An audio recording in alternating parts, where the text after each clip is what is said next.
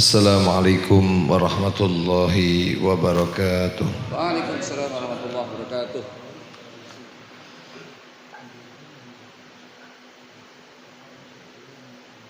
Alhamdulillah.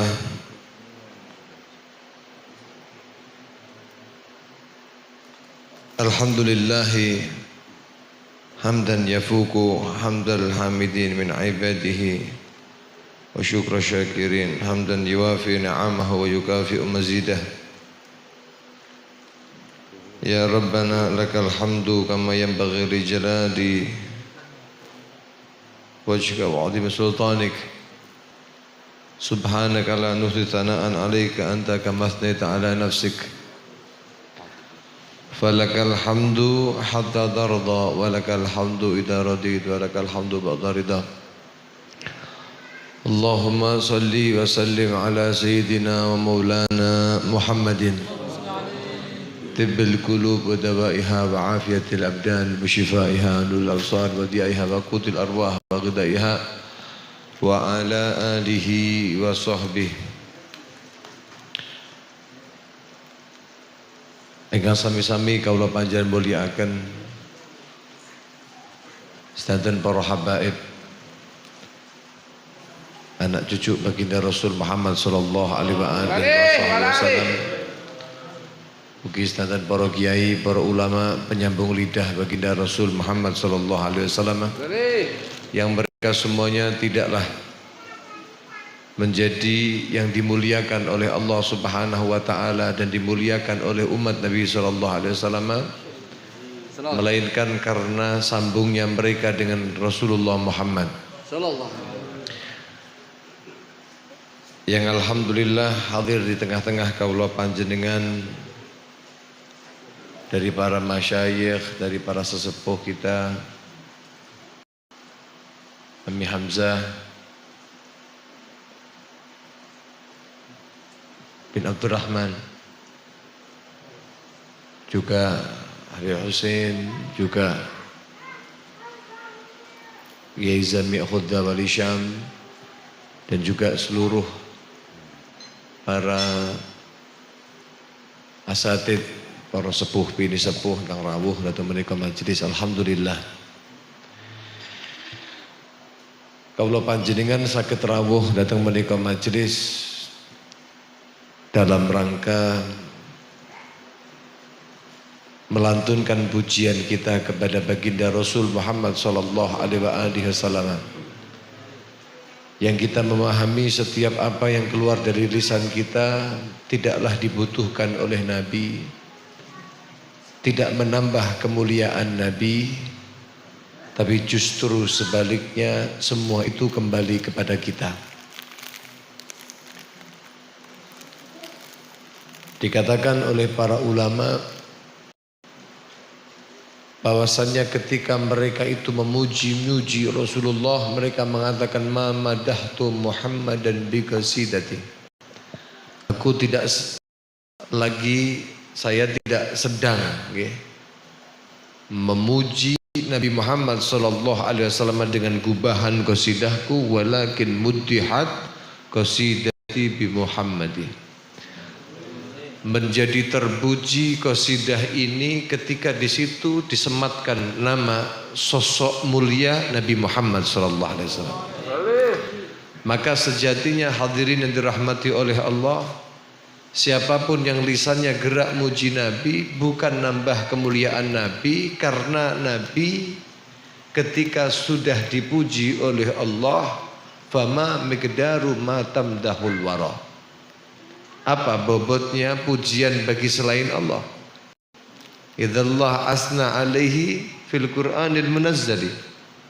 Kalau sudah Allah di dalam Al-Quran saja berulang kali memuji kemuliaan Nabi, lalu pujian Anda ada apanya? Maka kita bukan berhenti memuji, tapi kita terus memuji dan memuji Nabi Muhammad sallallahu alaihi wasallam, karena kita tahu dengan kita memuji Nabi maka kita termuliakan dengan sosok Nabi. Lisan kita yang kita kotori keseharian kita dengan berbicara sesuatu yang tidak ada gunanya, bahkan terkadang terpeleset ke dalam satu kehinaan, kenistaan. Maka pada malam hari ini kita obati luka-luka yang ada dalam lisan kita dengan mengucapkan, memuja dan sholawat kepada baginda Rasul Muhammad SAW. Faya bakhtana bihadzan nabi, maka beruntunglah kita dengan adanya Rasulullah Muhammad. Bi akramir rusli kunna akramal umami, karena kemuliaan yang Allah sematkan kepada Nabi, kita pun dipilih oleh Allah menjadi hamba yang dimuliakan oleh Allah Subhanahu wa taala. Alhamdulillah. Niki wau kawula panjenengan sampun midhangetaken juga kajian ilmiah dawuh-dawuh para salaf dari kitab Nashihul Ibad, nasihat-nasihat yang ditujukan untuk para hamba-hamba Allah ini. Ketika bermunajat kepada Allah Subhanahu wa taala, yang selalu mengharap Allah mengabulkan dari semua hajat-hajatnya, sementara memantaskan untuk mendapatkan itu terkadang kita lupa. Jamaah yang dirahmati oleh Allah Subhanahu wa taala, mugi-mugi kawula panjenengan ingkang gadah hajatipun kabulaken hajatipun dhateng Gusti Allah. Bukan berarti ketika kawula panjenengan menika tidak menyebutkan dalam setiap untayan doa kawula panjenengan doa. Dalam doa-doa itu hajat-hajat kawula panjenengan tidak kita sebutkan, bukan berarti kita berkeyakinan bahwa Allah ya tidak mengetahui dari apa yang kita butuhkan. Tapi kita selalu berdoa, memohon, munajat kepada Allah Subhanahu wa taala, tadarruk dalam doa kita. Kita sebutkan bahkan sesuatu yang kadang-kadang remeh-temeh. Kita minta kepada Allah sesuatu yang berkaitan dengan dunia, yang itu tidak lebih berat daripada sayapnya nyamuk. Nggih.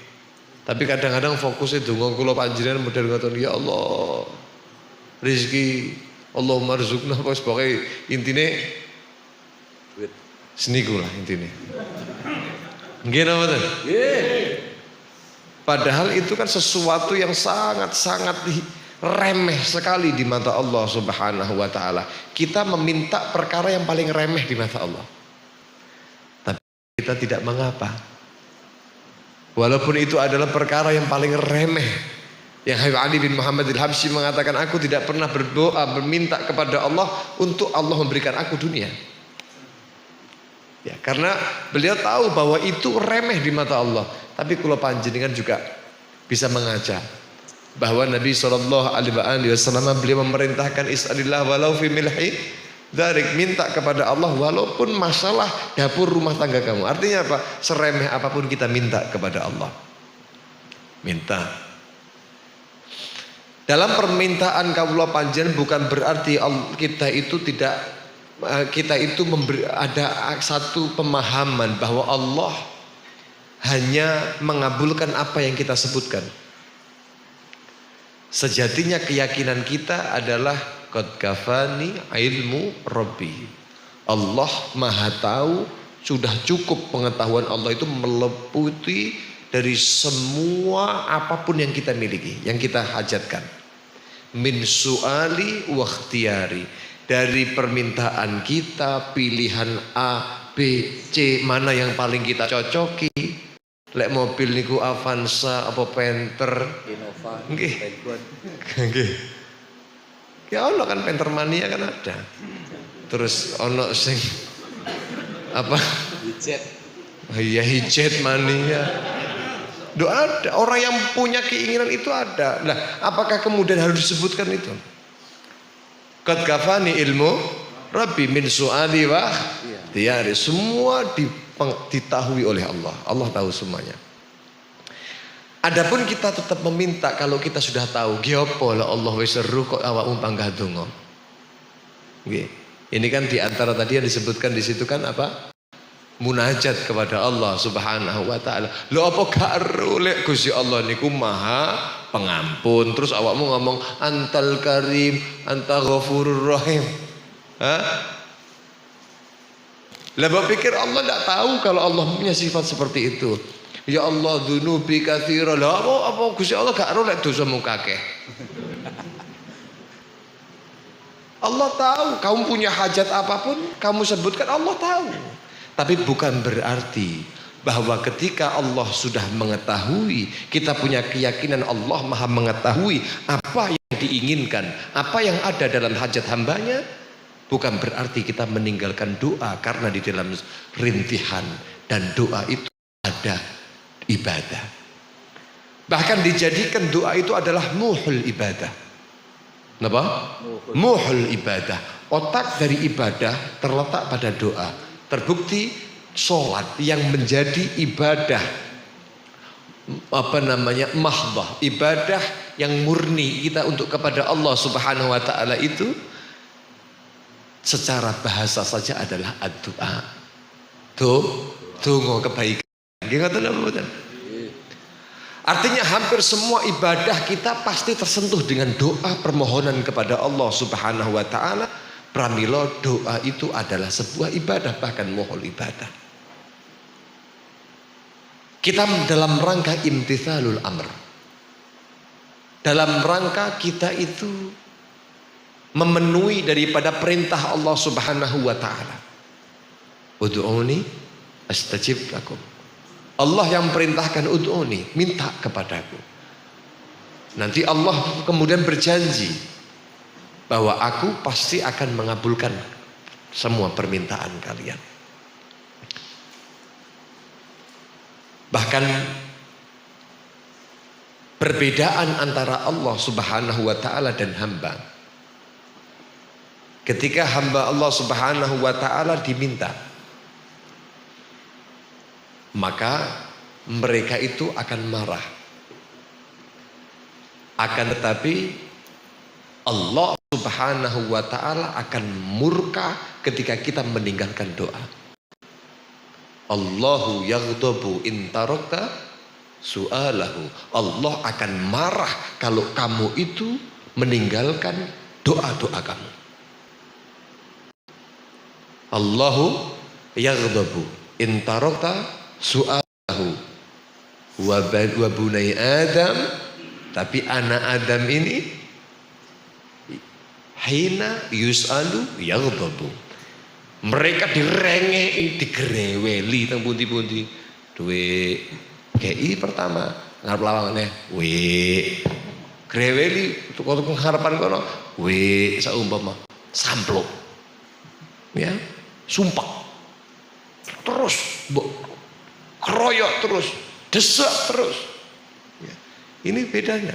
Tapi kalau Allah, semakin kau desak, semakin jenengan iku napa terus desek Gusti Allah, semakin Allah menunjukkan cintanya kepada hambanya.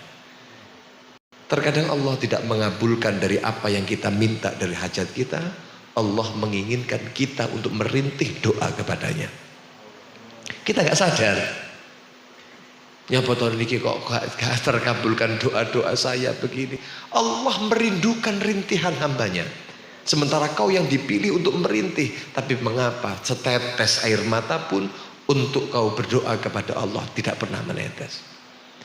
Rengeanmu tidak seperti kau merengek kepada manusia.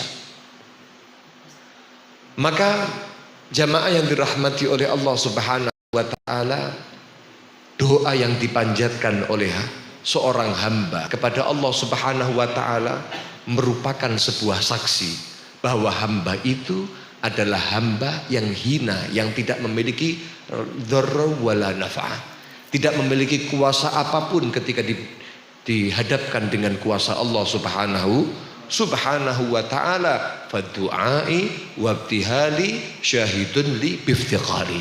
Maka doa-doa yang aku panjatkan adalah merupakan sebuah saksi, ya, bukti bahwa aku adalah hamba yang fakir, hamba yang lemah, yang tidak memiliki kemampuan apapun, melainkan kemampuanku hanya meminta kepada Allah. Dan ini pun atas taufik, ini pun atas petunjuk dari Allah.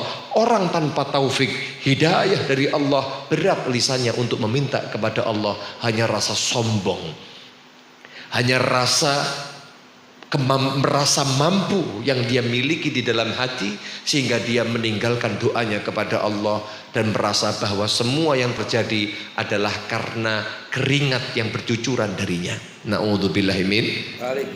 Jamaah yang dipun rahmati Allah Subhanahu wa taala, mugi-mugi kawula panjenengan termasuk hamba-hamba yang dicintai oleh Allah Subhanahu wa taala, suka merintih di dalam doa-doanya. Innallaha yuhibbul mulihina fi doa. Allah sangat cinta kepada hamba-hambanya yang selalu merintih ketika bermunajat berdoa kepada Allah Subhanahu wa taala. Apalagi di zaman bala, apalagi di zaman di mana kita diingatkan oleh Allah Subhanahu wa taala dengan berbagai macam peringatan. Allah ketika mengingatkan hambanya, tergantung bagaimana hamba itu menyikapinya. Nggih, kadang-kadang ana wong sing dikablek diingatkan niku, ada yang kemudian dia membalas dengan baik, ngobrol terus ngedabrus dhewe sepaneng nang HP, padahal aku lagi namu. Denge, aku ki kancamu lho, aku ki kancamu, aku ki rene dolan mau. Oh nggih nggih. Di sapa lah, di sapa nggih. Di sapa niku napa? Oh nggih, masyaallah, kula mboten ngeh jenengan pun teng mriki. Nah, ngoten ya. Senyum akhirnya berubah. Tadinya cuek mikir HP, malah senyum, mulai ngobrolan, hubungan satu sama lain. Niki orang yang bijak di dalam menerima sebuah peringatan. Wonten wong sing nomor kali diperingatkan model ngoten niku dikeplek. Mas, niku langsung teng. Ono emosi. Plek refleks tangane tampek. Kenapa ente? Ono. When wong lagi ini, bro, ngamuk, enak nggih kancane jenengan sing kadang-kadang. Nggih, tak teng mriki mboten wonten, teng Kediri niku wonten. Nggih, awak dhewe niate niku nyoba nggih. Ternyata terus kaget, terus akhirnya napa? Ngamuk-ngamuk malam. Wah, entek wis. Ya ana sing rada kalem didik tingkatane wong Madiun, wong Ponorogo niki. Dikaplek diingatkan ngaten terus merengut. Terus gak gubris, kayak wong gak roh apa-apa. Dikaplek maneh kayak wong tuli budek. Nggih, bahlulan nek ngarane nggih. Bodoh-bodohan. Ketika Allah Subhanahu wa taala menyapa hambanya dengan diberikan peringatan, diberikan goncangan, diberikan gempa bumi, gunung meletus dan lain sebagainya. Ini sebenarnya seorang yang beriman harus punya idrok di sini. Kira-kira apa yang diinginkan oleh Allah Subhanahu wa taala kepada penghuni bumi ini? Apakah kemudian Anda menanggapi bahwa ini adalah yang kemudian Anda seperti orang yang B tadi, yang kemudian Anda murka, kenapa Allah melakukan begini? Kenapa Anda justru mencaci maki Allah? Kenapa harus mati keluarga saya? Kenapa tidak keluarga ya fulan? Kenapa harus negeri saya? Kenapa? Ekonomi hancur, dia justru malah nggak terima dengan ini, merusak dan lain sebagainya. Alhamdulillah. Ada yang kemudian tabahlal tadi itu. Dor menang, maksiat budal. Gak ada peringatan sama sekali. Ada goncangan yang ada di Jawa Tengah, yang ada di Jawa Barat, tidak membuat orang-orang Ponorogo ini kemudian berkaca bahwa sejatinya bumi ini kecil bagi Allah Subhanahu wa taala untuk Allah goncang seluruhnya. Lalu kemudian kalau panjenengan diam-diam gak ono perubahan sama sekali, bencana yang dialami oleh mereka umat manusia, bencana yang mereka alami dan yang dialami oleh para saudara-saudara kita tidak membuat sedikit pun sentuhan di dalam hati kaula panjenengan. Fala'iyadu billahi min. Ini wong sing bodoh-bodohan wong ini. Ya lebih penting daripada yang kedua tadi. Tapi setidaknya kita menjadi orang yang pertama, yang ketika kita disenggol oleh Allah Subhanahu wa taala, diperingatkan oleh Allah, lalu kemudian kita menanggapi itu dengan senyuman kita, dengan ridhonya kita, dengan apapun yang menjadi takdirnya Allah Subhanahu wa taala, lalu mulailah Anda berbicara kepada Allah. Dalam sujud Anda, dalam sholat Anda, berbicara kepada Allah. Jika kau ingin untuk Allah berbicara kepadamu, memberikan teguran, memberikan nasihat kepadamu, baca Al-Quran. Itu yang dikatakan oleh Al-Imam Ja'far As-Shadiq. Ketika kamu menginginkan ayyukallimallah, kamu pengen antukallimallah, berbicara kepada Allah, fa'alaika biqiraatil fa'alaika bidu'a fi akhir sujudik. Doa yang kamu ucapkan di akhir sujud kamu. Kalau kamu menginginkan Allah ayyukallimakallah, Allah berbicara kepada kamu, maka fa'alaika bitilawatil Qur'an. Rajut hubungan itu ketika disenggol oleh Gusti Allah dengan goncangan tadi itu, sadar kita dengan senyuman, dengan ridha dari apapun yang menjadi ketentuan Allah, mulailah kamu berbicara. Kayak wong sing wadi sapa terus kemudian senyum dan mulai berbicara. Bro, wis suwe ta ana kene. Alhamdulillah. Piye kabare? Kae piye? Bisnisnya piye? Abi adewe itu wis mulai ngono wis. Nggih. Mudah-mudahan nggih kawula panjenengan dapat napa menika punya idrok di sini. Para rawuh, jangan sampai kawula panjenengan sebagaimana yang dikhawatirkan oleh Sayyidina Nu'man bin Bashir, yang beliau mengatakan innal halakah kullal halakah, sesungguhnya kehancuran di atas kehancuran itu anta'mal amalasu fi zamanil bala. Kamu masih tetap beramal dengan amalan-amalan yang buruk sebagaimana kamu lakukan di hari-hari yang kemarin. Allah sudah peringatkan, Allah sudah goncang nih. Allah Subhanahu wa taala sudah memperingatkan kamu dari saudara-saudara kamu sekian banyak yang mereka ditenggelamkan oleh Allah, yang mereka diwafatkan oleh Allah Subhanahu wa taala, tinggal nunggu nama kamu ada. Lalu kemudian kamu masih dalam standby dalam amalan keburukan kamu, sementara kamu menyadari bahwa itu adalah amalan buruk kamu. Ini adalah al-halakah kullal halakah, kehancuran yang sangat, yang ada keterperosokan moral, keterperosokan akhlak, keterperosokan jati diri manusia adalah ketika sudah diperingatkan dengan balaknya Allah, sudah berada pada medan atau zaman yang penuh dengan balak, lalu kamu masih beramal amalan yang buruk yang tadi kau telah lakukan, yang bisa jadi itu adalah pemancing daripada turunnya balaknya Allah Subhanahu wa taala. Bukankah begitu yang dikatakan dalam Al-Qur'an? Semuanya ini bima kasabat aydin nas. Yang terjadi adalah karena perilaku manusia. Dan alhamdulillah, apakah kaula panjenengan pada malam hari ini telah terbukti menjadi orang yang mengerim balaknya Allah itu bercucuran turun ke muka bumi ini? Ikut andil apa betul? Dari andil apa betul? Malam hari ini satu persatu dari kita tercatat di sisi Allah insya Allah sebagai orang yang ikut andil untuk menghentikan balaknya Allah. Amin. Dari mana manusia itu dapat ikut andil dalam menghentikan balak dari Allah Subhanahu wa taala?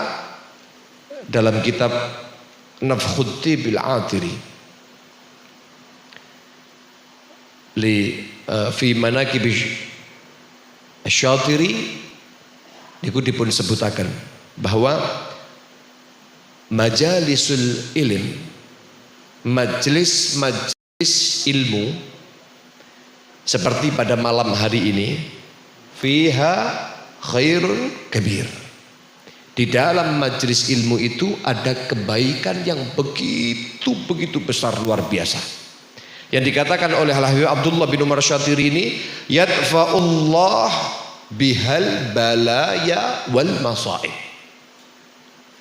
yang dengan sebab majlis-majlis ilmu itu diadakan, majlis-majlis ilmu itu diistiqamahkan, maka Allah akan menolak.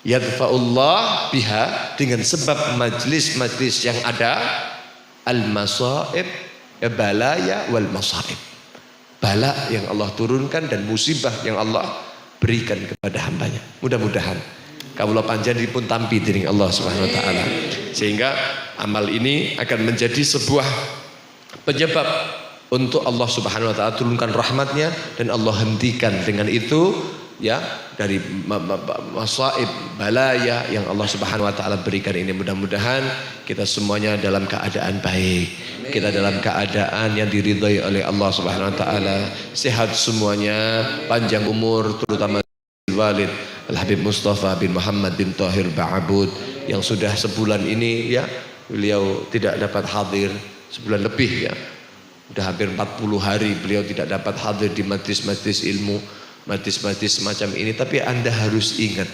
bahwa orang yang memiliki azam, niat, ketika diberikan kesehatan dia akan ayyadu ma'aliha, dia itu akan apa? Dawam, akan istiqamah. Maka kataballah lahu, Allah catatkan bagi orang ini ajar atau pahala bagi orang-orang yang melakukan. Niki fadilahnya orang yang istiqamah. Jadi kan sekarang ini waktunya itu Pak, terus sampai diberhentikan oleh Allah. Jangan berhenti sendiri, sampai diberhentikan oleh Allah keadaan Anda dinilai oleh syariat ma'dzur. Kenapa? Ma'dzur, orang yang diberi udzur.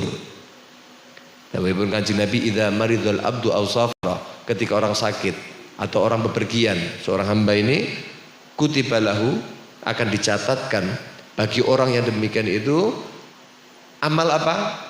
Mithil maka na ya'malu mukiman sahihan. Persis. Hitung-hitungannya Gusti Allah itu tidak sama dengan matematika manusia. Anda tidak hadir, persis pahalanya didapati sebagaimana pahala hadir. Nabi Muhammad. Jadi kayak kados apa kata niki 40 hari gak hadir. Apakah kemudian beliau rugi Habib Mustafa rugi gak pernah hadir majlis seperti kita? Bukan. Ya. Ketika niatnya itu, azamnya itu untuk dawam, tapi niat tuh, makanya saat ini niat, saya niat ya Allah majlisan sampai mati. Nah, niat ya. Saat ini niat.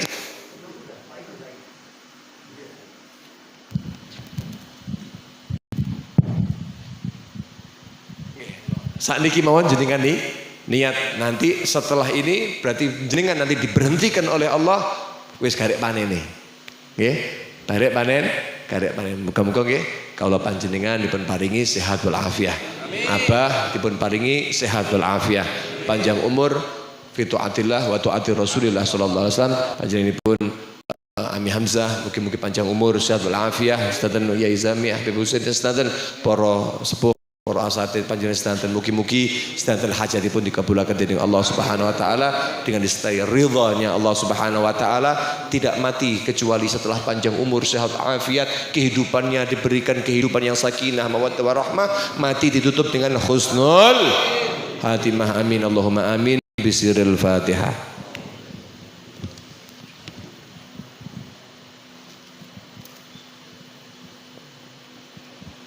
Waalaikumsalam warahmatullahi wabarakatuh. Assalamualaikum warahmatullahi wabarakatuh. Waalaikumsalam warahmatullahi wabarakatuh.